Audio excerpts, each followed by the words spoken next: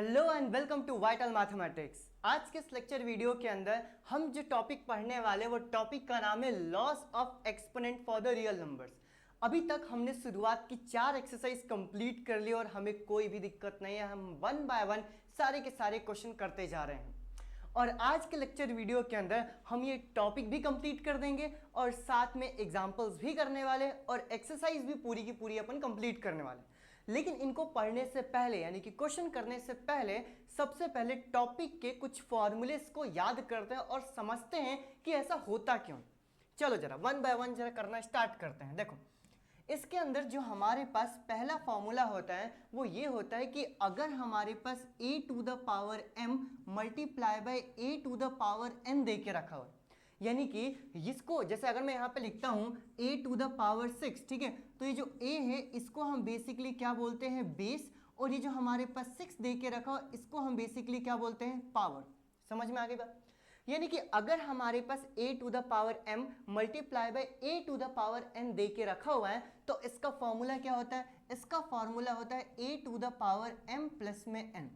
ठीक है, अब जरा इस चीज को समझते हैं। देखो जैसे अगर मैं तुम्हें बोलता हूं कि बेस, इसको ऐसे याद रखना है ना कि अगर हमारे पास बेस सेम दे के रखा हो तो जो इसके पावर्स रहते हैं वो ऑटोमेटिक क्या हो जाते हैं, ऐड हो जाते हैं।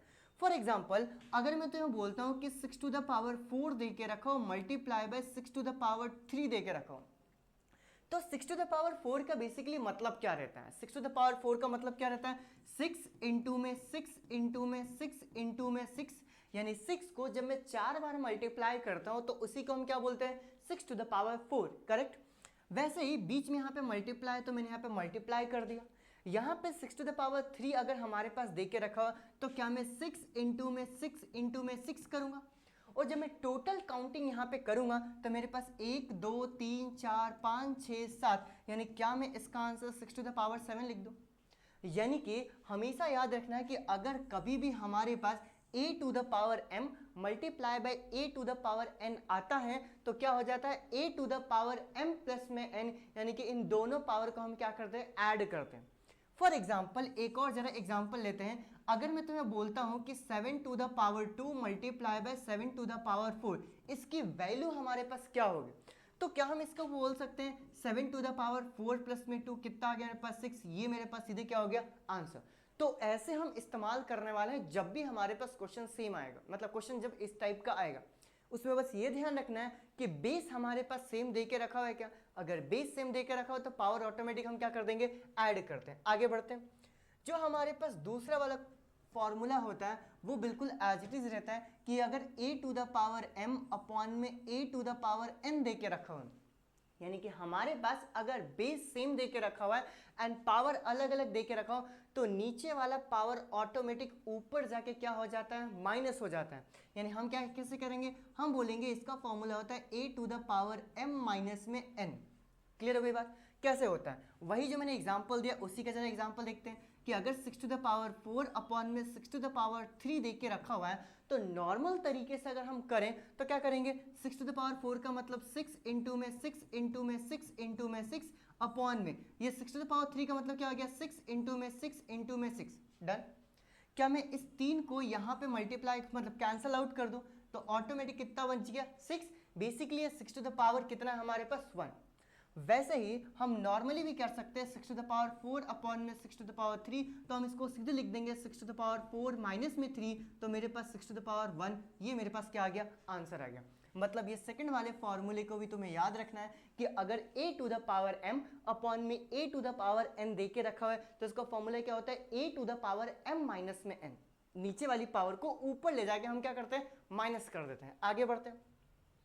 जो हमारे पास थर्ड वाला रहता है, थर्ड वाला ये याद रखना कि अगर हमारे पास a to the power m और इसके पावर में भी n दे के रखा हुआ है, मतलब एक ऑलरेडी वैल्यू है उसका पावर है एंड अगेन उसकी वैल्यू का पावर देके रखा हुआ है, तो ये क्या हो जाएगा, a to the power m into में n। यानी कि जो भी दोनों के दोनों पावर्स रहते हैं उनको हम क्या करते हैं, सीधे मल्टीप्लाई कर देते हैं। यानी कि अगर मैं तुम्हें ये बोलूं कि 6 टू द पावर 4 और इसके पावर में भी 3 दे के रखा हो तो सीधे हम क्या करेंगे, ये जो 6 टू द पावर 4 दे के रखा हुआ है ना, ध्यान समझ लेना क्या बोल रहा हूँ, ये 4 इंटू में 3 कर दें, यानी कि इन दोनों को ये जो हमारे पास दोनों वैल्यू देख के रखी हुई है इसको हम मल्टीप्लाई करेंगे तो 6 टू द पावर 4 3 जा कितना आ गया 12, ये हो गया मेरे पास इसका आंसर। तो ध्यान रखना कि थर्ड वाला हमारे पास क्या रहेगा a to the power m, इसके पावर में n, जब पावर की पावर रहेगा तो दोनों के दोनों पावर को हम क्या करते हैं मल्टीप्लाई करते हैं। आगे बढ़ते हैं नेक्स्ट। जो हमारे पास फोर्थ वाला रहता है इसमें ये रहता है कि अगर कभी भी हमारे पास a to the power m multiply by b to the power m दे दिया। अब ध्यान देना जो हमने फर्स्ट वाला पढ़ा था वो क्या पढ़ा था कि a to the power m multiply by a to the power n। Base हमारे पास सेम था, पावर दोनों के दोनों अलग थी, तो हमने बेस सेम करके पावर्स को क्या कर दिया ऐड कर दिया। यहां पर क्या देके रखा हुआ है कि हमारे पास बेस दोनों के दोनों अलग है लेकिन पावर क्या है बिल्कुल सेम है।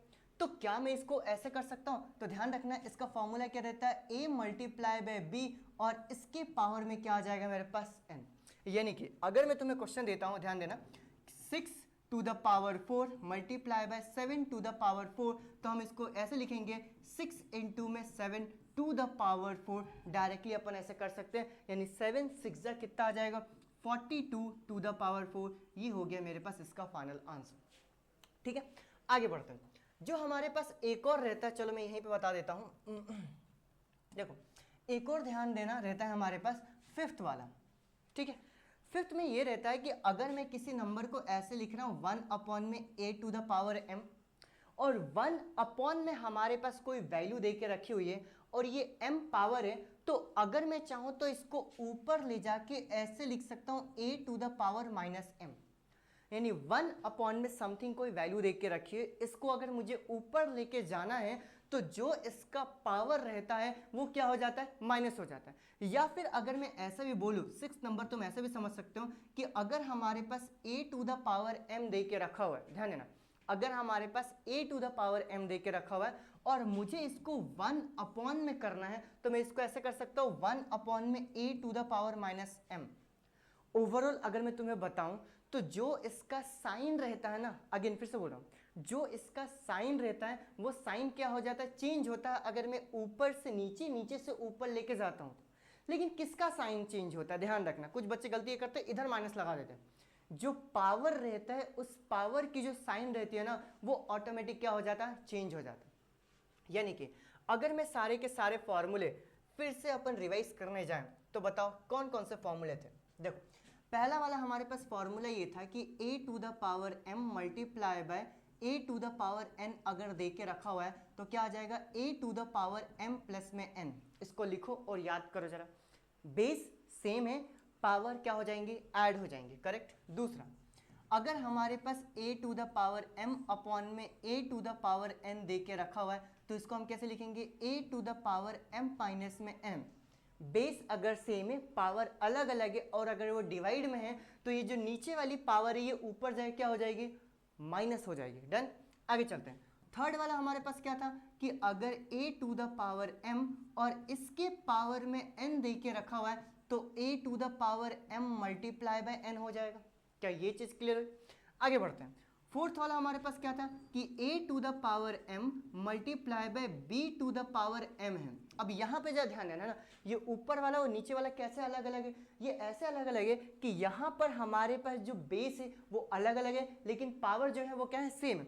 तो क्या मैं इसको ऐसे कर दूं a मल्टीप्लाई बाय b और इसके पावर में क्या आ जाएगा m। आगे चलते हैं। फिफ्थ वाला हमने क्या देखा था कि अगर 1 अपॉन में a to the power m दे के रखा हुआ है तो इसको ऊपर जब मैं लेके जाऊंगा तो क्या आ जाएगा a to the power minus m।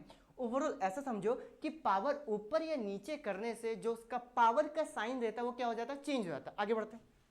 6 number पे क्या लिख दूंगा कि अगर हमारे पास a to the power m ऐसे देके रखा हुआ तो मैं क्या लिख दूंगा 1 अपॉन में a to the power minus m। और ये हो गए हमारे पूरे के पूरे 6 फॉर्मूले। एंड इन्हीं 6 फॉर्मूले के ऊपर, मतलब इसी को हम क्या बोलते हैं लॉस ऑफ एक्सपोनेंट, ठीक है। इन्हीं 6 फॉर्मूलेस के ऊपर हम अपने सारे के सारे एग्जाम्पल्स जो एनसीईआरटी बुक में है और जो एक्सरसाइज 1.5 दे के रखी है उसको कंप्लीट करने वाला है। चलो स्टार्ट करें वन बाय वन। देखो एग्जाम्पल नंबर सेकंड, ठीक है, सॉरी एग्जाम्पल नंबर सेकंड बोल रहा हूँ, एग्जाम्पल नंबर 20। देखो एग्जाम्पल नंबर 20 हमारे पास क्या दे के रखा, सिंप्लीफाई 2 टू द पावर, ये पावर दिख रहा है ना, पावर समझ में आ रहा है कि ये 2 to the power 2/3 multiply by 2 to the power 1/3। क्या तुम्हें यहाँ पर इन दोनों के बेस एग्जैक्टली सेम दिख रहे हैं? तो पावर को क्या कर दूंगा मैं, ऐड कर दूंगा। यानी कि अगर हमारे पास 2 to the power 2/3 multiply by 2 to the power 1/3 दे के रखा हुआ है, तो ये हमारे पास बेस सेम हो गया और पावर को ऐड करूंगा तो 2/3 प्लस 1/3। क्या मैं इन दोनों को ऐड कर दूंगा? तो मैंने यहाँ पे बेस में क्या लिखा 2 और इन दोनों का एलसीएम लूंगा तो कितना आ गया 3। यहाँ पे कितना आ गया 2 प्लस में 1, तो ओवरऑल 2 टू द पावर कितना आ जाएगा 3/3 और ये कैंसिल होके मेरे पास इसका आंसर क्या आ गया 2। क्लियर हुआ? क्वेश्चन समझ में आया? ठीक है, फिर से बोलता हूँ, हमारे पास बेस सेम था, पावर अलग अलग थी, 2/3 प्लस 1/3, इन दोनों को ऐड किया, 3 और 3 का एलसीएम लिया, यहाँ पे कितना आ गया, यहाँ पे 2 प्लस में इधर कितना आ गया 1, 2 और 1 कितना आ गया 3/3 कैंसिल होकर 2 टू द पावर 1 आ गया। ओवरऑल मैंने आंसर 2 लिखा। आगे बढ़ते हैं नेक्स्ट क्वेश्चन की तरफ। देखो ना आंसर क्या है, तुम्हें यहाँ पे पावर के पावर में पावर दिख रहा है, मतलब पावर पावर हो गया। चलो देखो 3 टू द पावर 1/5 और इसके पावर में क्या देके रखा 4, तो ओवरऑल मैं क्या इसको ऐसे लिख दूँ 3 टू द पावर 4/5, यही मेरा आंसर होगा। इसके आगे तुम क्या ही सॉल्व करोगे। आगे बढ़ते हैं नेक्स्ट क्वेश्चन की तरफ। यहाँ पे देखो बेस हमारे पास सेम देके रखा हुआ है, ठीक है, पावर अलग अलग है, तो नीचे वाली जो पावर है ये ऊपर जाके क्या हो जाएगी माइनस। तो क्या मैं इसको ऐसे लिख दूं कि 7 टू द पावर 1/5 माइनस 1/3 हो जाएगा। सही है, यहां पर लिखा 7 और इन दोनों का जब मैं एलसीएम लूंगा 5 एंड 3 का जब मैं एलसीएम लूंगा तो कितना आ गया मेरे पास 15। ये 3 इधर मल्टीप्लाई हो जाएगा, ये 5 इधर मल्टीप्लाई हो जाएगा -5, यानी कि यहाँ पे 7 टू द पावर क्या मैं यहाँ पे -1/15 लिखूँ, ज़्यादा ध्यान समझ, सॉरी -2/15 लिखूँ। ठीक है, इसको 2 लिख देता हूँ अच्छे से। चलो देखो ये कितना हो जाएगा 2, देखो -2/15, और क्योंकि पावर में नेगेटिव है ना तो एक काम करते हैं इसको नीचे लेके आ जाते हैं, क्योंकि पावर में हम नेगेटिव नहीं लिखते हैं नॉर्मली। तो क्या मैं जब इसको नीचे लेके आऊँगा तो इसको ऐसे लिख दूँ 1/7 टू द पावर 2/15, ये हो गया मेरा इसका फाइनल आंसर। डन, क्लियर होगी बात। आगे बढ़ते हैं नेक्स्ट क्वेश्चन की तरफ। चलो यहाँ पर ये भी बढ़िया क्वेश्चन है, सारे के सारे फॉर्मूले इस्तेमाल कर लिए। देखो ये ए हो गया, ये बी हो गया, पावर हमारे पास क्या देके रखा हुआ है, पावर इन दोनों का हमारे पास बिल्कुल सेम देके रखा हुआ है। तो क्या मैं इसको ऐसे लिख दूं कि 13 मल्टीप्लाई बाय 17 और इसकी पावर में कितना आ गया 1/5। देन इनको मल्टीप्लाई कैसे करते हैं, 7 3 जा 21, 1 2 आ गया, 3 एंड 7 10 एंड 2 कितना आ गया 12, 2 कितना आ गया 1, 1 1 जा 1 एंड फिर कितना आ गया मेरे पास सही कर रहा है ना अपन, 1 1 जा 1 और ये 1 कितना आ गया 2 2 21 और इसके पावर में कितना आ गया 1/5, ये हो गया मेरे पास आंसर। डन, समझ में आया ना, बेस अलग अलग है, पावर सेम था, मैंने बेस को मल्टीप्लाई कर दिया, पावर को अलग कर दिया। आगे बढ़ते हैं नेक्स्ट क्वेश्चन की तरफ। अब आ गए हमारे पास एक्सरसाइज 1.5। ठीक है, सारे के सारे क्वेश्चन जरा फटाफट करते हैं क्योंकि आसान से क्वेश्चन है। देखो लेकिन थोड़ा बहुत दिमाग लगाना जरूरी है। ठीक है, देखो इन्होंने बोल के रखा फाइंड 64 टू द पावर 1/2। जब भी हमारे पास पावर में ऐसी कोई वैल्यू आ जाती है 1/2, तो हमेशा सोचना ये है कि ये जो बेस वैल्यू है 64, इसको मैं किस फॉर्म में कन्वर्ट करूं ताकि इसका पावर 2 आ जाए। आराम से सोचो मैं क्या बोल रहा हूँ। मैं तुम्हें ये बोल रहा हूँ कि अगर 64 टू द पावर 1/2 दे के रखा हुआ है तो ये 1/2 है। अगर मैं 64 को कन्वर्ट कर देता हूँ जिसके पावर में 2 हो, तो क्या पावर इंटू में पावर ऑटोमेटिक मल्टीप्लाई होके इसका आंसर 1 आ जाएगा। वैसे ही जब कभी क्वेश्चन ऐसे आता है जिसके पावर में 1/5 हो, तो मुझे कुछ ऐसा सोचना है जो भी वैल्यू दे के रखी होगी कि इसको इस फॉर्म में कन्वर्ट करें ताकि इसके पावर में क्या हो 5 हो, ताकि ये 5 इंटू में 1/5 आके कैंसिल होके इसकी वैल्यू क्या आ जाए 1। ये सोचने का बेसिकली तरीका रहता है और मैं हर क्वेश्चन में, इसके हर क्वेश्चन में सोचने का वो तरीका बताऊंगा। ठीक है, कि हम किस तरीके से सोच रहे हैं। चलो इसको जरा इरेज करते हैं। देखो क्वेश्चन क्या देके रखा हुआ 64 टू द पावर 1/2। तो जो मुझे यहाँ पर ध्यान से देखो ना 64 टू द पावर 1/2 जो दे के रखा हुआ है, मुझे ऐसे सोचना है कि 64 को मैं किस फॉर्म में कन्वर्ट करूँ ताकि पावर 2 आए। तो क्या हमें ये पता है कि 8 का जो स्क्वायर होता है वो 64 होता है, ध्यान समझो। तो अगर मैं 64 की जगह 8 का स्क्वायर कर दूं तो इससे कुछ भी फर्क नहीं पड़ेगा। ओवरऑल यहाँ पे जो वैल्यू हमारे पास है ये दिख रहा है, ये 2 और 1/2, तो क्या मैं इसको ऐसे लिख दूंगा 8 और इसके पावर में 2 मल्टीप्लाई बाय 1/2 हो जाएगा। और जैसे ये दोनों की दोनों वैल्यू हमारे पास आएगी तो ये 2 और 2 कैंसल आउट होके मेरे पास आंसर इसका क्या आ जाएगा 8। बहुत ही बेहतरीन था क्वेश्चन। आगे बढ़ते हैं नेक्स्ट क्वेश्चन की तरफ, इससे भी बेहतरीन क्वेश्चन है 32 टू द पावर 1/5। तो सबसे पहले मैं यहाँ पे लिखता हूँ 32 टू द पावर 1/5। अब जरा सोचो दिमाग में, क्या मुझे 32 को इस फॉर्म में कन्वर्ट करना है ताकि उसका पावर क्या है 5 है। तो मैं इधर साइड में 32 का प्राइम फैक्टराइजेशन करूंगा। ठीक है, करते हैं जरा। जब मैं 2 से डिवाइड करूँ कितना आ गया मेरे पास 16, अगेन 2 से करूँगा कितना आ गया मेरे पास 8, अगेन 2 से जब मैं करूँगा कितना आ गया मेरे पास 4, फिर 2 से करूँगा कितना आ गया 2 और फिर 2 से करूँगा कितना आ गया 1। तो क्या इस प्राइम फैक्टराइजेशन के अंदर ऐसे लिख सकता हूँ 32 is equal to 2 to the power 5। देखो ध्यान से 5 2 आ गए, 1 2 3 4 5, ये ऐसे करना है ना। जब दिमाग क्लिक ना करे तो ऐसे प्राइम फैक्टराइजेशन करना स्टार्ट कर देना। तो क्या मैं यहाँ पे 32 की जगह 2 टू द पावर 5 एंड इसके पावर में 1/5 कर दूँ। और अब थोड़ा सा डायरेक्ट करता हूँ, कितना आ जाएगा ये 2 टू द पावर 5 इंटू में 1/5, ये 5 और 5 कैंसिल होके 2 to the power 1। Overall answer कितना आ गया 2। आसान सा क्वेश्चन ये भी था। आगे बढ़ते हैं नेक्स्ट क्वेश्चन की तरफ। चलो देखो यहाँ पे 125 टू द पावर क्या देके रखा हो 1/3। अब तो तुम्हें समझ में आ ही गया होगा कि मुझे 125 टू द पावर अगर 1/3 देके रखा हुआ है तो 125 को मुझे इस तरीके से कन्वर्ट करना ताकि पावर में क्या है 5 है। तो यहाँ पर क्या लिखा 125। चलो जरा प्राइम फैक्टराइजेशन करेंगे, बताओ ये किससे डिवाइड हो रहा है 3 से होगा, नहीं होगा। चलो 5 से करते हैं। तो 5 2 ज़ा 10, फिर 5 5 ज़ा 25, ये 5 से किया तो कितना आ गया 5 5 ज़ा 25, 5 से कितना आ गया मेरे पास 1। तो क्या मैं यहाँ पे 125 की जगह 5 टू द पावर 3 कर सकता हूँ, क्योंकि 5 इंटू 5 इंटू 5 करके मेरा आंसर कितना आएगा 125। अगेन इसको उठा के यहाँ पे पुट करते हैं। चलो बताओ जल्दी बताओ 125 की जगह क्या हो गया 5 टू द पावर 3 और इसके पावर में क्या है मेरे पास 1/3।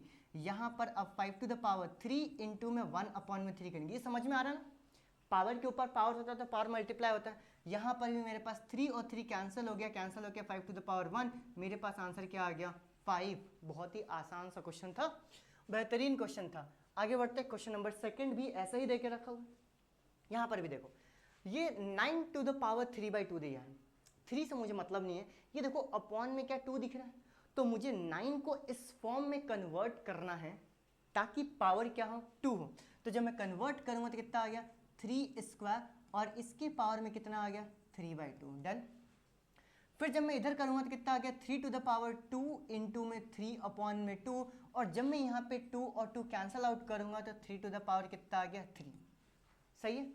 अब क्योंकि फाइंड करने को बोला है तो 3 टू द पावर 3 की वैल्यू निकालना पड़ेगा। 3 टू द पावर 3 करेंगे तो कितना आ गया मेरे पास 27। ये हो गया मेरे पास आंसर। चलो देखो सेकंड क्वेश्चन हमारे पास क्या देके रखा हुआ है 32 टू द पावर 2/5।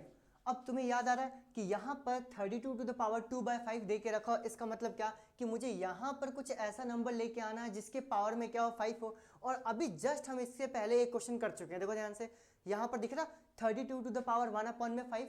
इसको हमने कैसे किया था 32 को हम क्या लिख सकते हैं 2 टू द पावर 5। क्लियर हो गई बात। तो क्या मैं इस क्वेश्चन के अंदर भी यहाँ पर देखो, यहाँ पर इस क्वेश्चन के अंदर भी 32 की जगह मैं ऐसे लिख सकता हूँ 2 टू द पावर 5 एंड इसके पावर में कितना आ गया मेरे पास 2/5।